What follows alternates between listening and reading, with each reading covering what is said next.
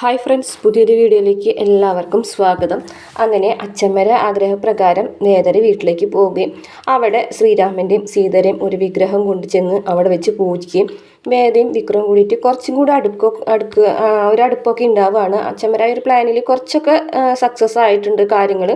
പിന്നെ ശങ്കരനാരായണന് വേദനയോടുള്ള ഒരു പരിഭവം, അതുപോലെ വിക്രത്തിനോടുള്ള ഒരു സമീപനമൊക്കെ ചേഞ്ച് ആയിട്ട് വരാനായിട്ട് അച്ഛമ്മയുടെ ഈ ഒരു പ്ലാനൊക്കെ സഹായിച്ചിട്ടുണ്ട്. അങ്ങനെ അച്ഛമ്മ അവിടെ പോയി അവർ എല്ലാവരും കൂടിയിട്ട് അവിടെ നിന്നൊരു ദിവസം എല്ലാ കാര്യങ്ങളും ഓക്കെ ആയിട്ട് വരുമ്പോഴാണ് കേട്ടോ നമ്മുടെ നന്ദിനിയും വർഷ ഈ ഒരു പ്രശ്നം ഒപ്പിച്ചത്. അപ്പോൾ അച്ഛമ്മ തന്നെ അത് തെളിയിക്കുന്നുണ്ട്. കാരണം അച്ഛമ്മയ്ക്ക് ശ്രീജയുടെ മുഖത്ത് നിന്ന് എന്തൊക്കെയോ ഒരു വിഷമം മനസ്സിലായിട്ടുണ്ടായിരുന്നു. അതുകൊണ്ടാണ് ശ്രീജനോട് അച്ഛമ്മ എടുത്തെടുത്ത് ചോദിച്ചത്, എന്താ കാര്യം, എന്തോ വിഷമമുണ്ടല്ലോ എന്നൊക്കെ അച്ഛമ്മ ചോദിച്ചെങ്കിലും ശ്രീജ ഒന്നും പറയുന്നില്ല. അപ്പം തന്നെ നന്ദിനിനെ അച്ഛമ്മ വാച്ച് ചെയ്യാൻ തുടങ്ങിയിട്ടുണ്ടായിരുന്നു. അപ്പം അങ്ങനെയാണ് അച്ഛമ്മ ആ ഒരു കാര്യം കണ്ടുപിടിച്ചത്. പിന്നെ അച്ഛമ്മ വർഷനോടും അതുപോലെ തന്നെ നന്ദിനോട് പറയുന്നുണ്ട്, ഞാൻ കള്ളം പറഞ്ഞതാണെന്ന് നിങ്ങൾ പറയും, അത് എനിക്ക് നന്നായിട്ട് അറിയാം, അതുകൊണ്ട് തന്നെയാണ് ഞാൻ ഈ കാര്യം ചെയ്തത്. ഈ അച്ഛമ്മയ്ക്ക് ഒരു പണിയുണ്ട്, എന്തുണ്ടെങ്കിലും ഈ വീഡിയോയിൽ ആക്കിയെടുക്കുക, അതായത് നമ്മുടെ ഫോണിൽ പകർത്തിയെടുക്കുക എന്നുള്ളത്. എൻ്റെ ചാനലിൽ ഇടാൻ വേണ്ടിയിട്ട് ഞാൻ ഇവിടുത്തെ വീടും പരിസരമൊക്കെ നിരീക്ഷിച്ചുകൊണ്ടിരിക്കുകയായിരുന്നു. അത് മാത്രമല്ല വീഡിയോ എടുക്കുന്നുണ്ടായിരുന്നു. അതിൻ്റെ ഇടയിലാണ് നിങ്ങൾ തമ്മിലുള്ള രഹസ്യ സംഭാഷണം ഞാൻ കേൾക്കാനിട വന്നത്. അതുകൊണ്ട് തന്നെ നിങ്ങൾ ചെയ്യുന്ന കാര്യങ്ങൾക്ക് ഒരു തെളിവ് വേണം. അല്ലാന്നുണ്ടെങ്കിൽ ആ കുറ്റം നിങ്ങൾ എൻ്റെ തലയിലിടും, അതല്ലാന്നുണ്ടെങ്കിൽ ആ പാവപ്പെട്ട ശ്രീജയുടെ തലയിലിടും. അപ്പോൾ അതുകൊണ്ട് തന്നെയാണ് ഞാൻ ഈ ഒരു കാര്യം ചെയ്തതെന്ന് പറഞ്ഞിട്ട് ഫോണിൽ ആ ഒരു വീഡിയോ കാണിച്ചു കൊടുക്കുമ്പോൾ അതിൽ വർഷയും അതുപോലെ തന്നെ നമ്മുടെ നന്ദിനിയും കൂടെ സംസാരിക്കുന്നതും 4 വള വർഷയുടെ കയ്യിൽ കൊടുത്തിട്ട് ഇത് ശ്രീജയുടെ ബാഗിൽ കൊണ്ടുവന്ന് വെക്കണം, അതിനുശേഷം ഈ വള കാണാനില്ല എന്നുള്ള രീതിയിൽ കാര്യങ്ങൾ മുന്നോട്ട് പോകുമ്പോൾ പോലീസ് സ്റ്റേഷനിൽ പോയിട്ട് കേസ് കൊടുക്കും.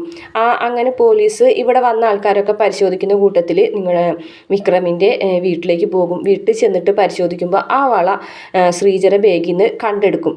അങ്ങനെ കണ്ടെടുക്കുമ്പോൾ നമ്മൾ വിചാരിച്ച പോലെ കാര്യങ്ങൾ കുഴഞ്ഞു മറിയുമല്ലോ, നമ്മൾ വിചാരിച്ച പോലെ കാര്യങ്ങൾ ആയിത്തീരും. കാരണം ശ്രീജ അങ്ങനെ ഒരു ചതി ചെയ്തു എന്ന് പറഞ്ഞിട്ടുണ്ടെങ്കിൽ വിക്രമിനാണ് അതിൻ്റെ ഒരു മോശപ്പേര് വരാം.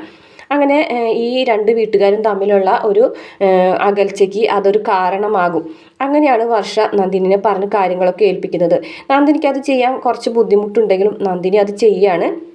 ശ്രീജയത്തിൻ്റെ ബാഗിൽ ആ 4 വളയും അറിയാതെ രഹസ്യമായിട്ട് കൊണ്ടുവന്ന് വെക്കുന്നുണ്ട്. ഇതൊക്കെ അച്ഛമ്മ ക്യാമറയിൽ പകർത്തിയെടുക്കുന്നുണ്ട് കേട്ടോ. അങ്ങനെ പകർത്തിയെടുക്കുന്നത് കൊണ്ടാണ് ഇതൊരു തെളിവായിട്ട് അവർക്കത് കിട്ടിയത്. ആ ഒരു വീഡിയോ ശങ്കരനാരായണനും പത്മവും മുത്തശ്ശിയും ഒക്കെ കാണാൻ കേട്ടോ. വർഷയും നന്ദിനിയൊക്കെ ആകെ പെട്ടിരിക്കുകയാണ്, എന്ത് ചെയ്യണമെന്ന് അറിയില്ല. അങ്ങനെ അച്ഛമ്മ പറയാണ്, മോളെ വർഷേ, നിൻ്റെ അടവൊന്നും ഇവിടെ നടക്കൂല, ഈ അച്ഛമ്മയുടെ അടുത്ത് നടക്കൂല കേട്ടോ. നീ ഈ പ്ലാൻ ഇട്ടിട്ടുണ്ടെങ്കിൽ ആ പ്ലാനൊക്കെ പൊളിക്കാൻ അച്ഛമ്മ അറിയാം. പിന്നെ വേദയും വിക്രവും ഈ വീട്ടിൽ വന്നത് നിനക്ക് ഇഷ്ടപ്പെട്ടിട്ടില്ല എന്ന് ഞങ്ങൾക്ക് നന്നായിട്ട് മനസ്സിലായി. നിന്റെ ഇഷ്ടങ്ങൾ നോക്കിയിട്ടല്ലല്ലോ ഈ വീട്ടിലുള്ളവർ പ്രവർത്തിക്കുന്നത് അല്ലേ. സാവിത്രമ്മയോട് ചോദിക്കുമ്പോൾ, വർഷേ നീ ഇത്തരത്തിലൊരു ചതി ചെയ്യുന്നു ഒരിക്കലും ഞാൻ പ്രതീക്ഷിച്ചിരുന്നില്ല. നീ എന്ത് വിചാരിച്ചിട്ടാണ് ഇത് ചെയ്തത്, ഏത് രീതിയിലാണ് ഇത് ചെയ്തത്? ഇപ്പം ഇവരുടെ മുന്നിൽ നാണം കെട്ടി നിൽക്കുന്നത് ഈ കുടുംബമാണ്. ശങ്കരനും ഞാനും നിന്റെ അമ്മായിമ്മയും പത്മ അവളൊക്കെയാണ് ഇവരുടെ മുന്നിൽ നാണം കെട്ടത്. ഞങ്ങളാണ് ഇപ്പോൾ ചെറുതായി പോയത്. ഞങ്ങളുടെ വീട്ടിലുള്ളൊരു പെണ്ണല്ലേ ഇത്തരം ഒരു നെറികെട്ട പ്രവൃത്തി ചെയ്തത്. നീ കാരണം ഞങ്ങളും കൂടി നാണം കിട്ടും എന്നൊക്കെ പറയണ്ടേ. അങ്ങനെ അച്ഛമ്മയും നന്ദിനിയും അതുപോലെ തന്നെ വിക്രവും വേദയും കൂടെ അവിടെ നിന്ന് പോകുന്നുണ്ട്. നന്ദിനി അച്ഛമ്മരെ കാല് പിടിച്ച് പറയുന്നുണ്ട്, കാര്യമൊന്നും വീട്ടിൽ പറയരുതെന്ന്. ഇനി വരാൻ പോകുന്ന കഥകൾ കുറച്ചും കൂടെ വ്യത്യസ്തമായിട്ടുള്ള കാര്യങ്ങളൊക്കെയാണ് കേട്ടോ സംഭവിക്കാൻ പോകുന്നത്.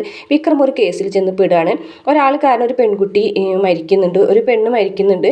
ആ കേസിൻ്റെ പുറകെയാണ് വിക്രം അവരെ തേടി പിടിച്ച് അടിക്കുന്നുണ്ട്. ആ വിക്രം ചെയ്യുന്ന ഒരു കുറ്റം അതായത് അയാളെ അടിക്കുന്നത് കണ്ടു നിൽക്കുന്നത് വേദയാണ്. അപ്പോൾ എന്തായാലും വേദ വിക്രമിന് എതിരെ സാക്ഷി പറയാണ്. കാരണം ഞാൻ കണ്ട കാര്യം ഞാൻ പറയും.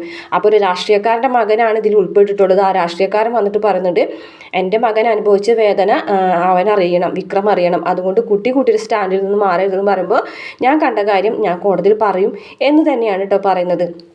പക്ഷേ വിക്രമിനെ കോടതിയിലേക്ക് വിചാരണയ്ക്ക് കൊണ്ടുവരുമ്പോൾ അവിടെ ശങ്കരനാരായണനാണ് ജഡ്ജി ആയിട്ടുള്ളത്. പക്ഷേ വാദിക്കാനായിട്ട് വരുന്നത് നമ്മുടെ ദർശനാണ്. ദർശൻ വന്നു കഴിഞ്ഞാൽ പിന്നെ പറയണ്ടല്ലോ. ദർശൻ വന്നിട്ടുണ്ടെങ്കിൽ ഉറപ്പായിട്ടും വിക്രത്തിനെ രക്ഷിക്കും. പക്ഷേ വിക്രം ജയിലിലായ ഒരു അവസ്ഥയിൽ വേദന കുറച്ച് ആൾക്കാർ കൂടിയിട്ട് കൊണ്ടുപോകുന്നതൊക്കെ ആയിട്ട് കാണിക്കുന്നുണ്ട്. അതുപോലെ അനിയൻകുട്ടന് അപകടം സംഭവിക്കുന്നതായിട്ടും അങ്ങനെ കുറേ ട്വിസ്റ്റുകൾ നിറഞ്ഞിട്ടുള്ള പ്രമോണ് കേട്ടോ കാണിച്ചിട്ടുള്ളത്. അപ്പോൾ എന്തായാലും വിക്രം വേദയും തമ്മിൽ ചെറിയൊരു അകൽച്ച ഉണ്ടായെങ്കിലും വിക്രത്തിൻ്റെ കേസ് ദർശനെ ഏൽപ്പിക്കുന്നത് വേദ തന്നെയാണ്.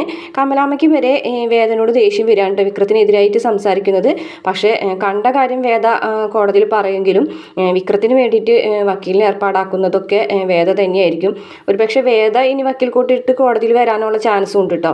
ഇത്രയാണ് പ്രമോൽ കാണിച്ചിട്ടുള്ള വീഡിയോ. ഇഷ്ടപ്പെട്ട ചാനൽ സബ്സ്ക്രൈബ് ചെയ്യണേ.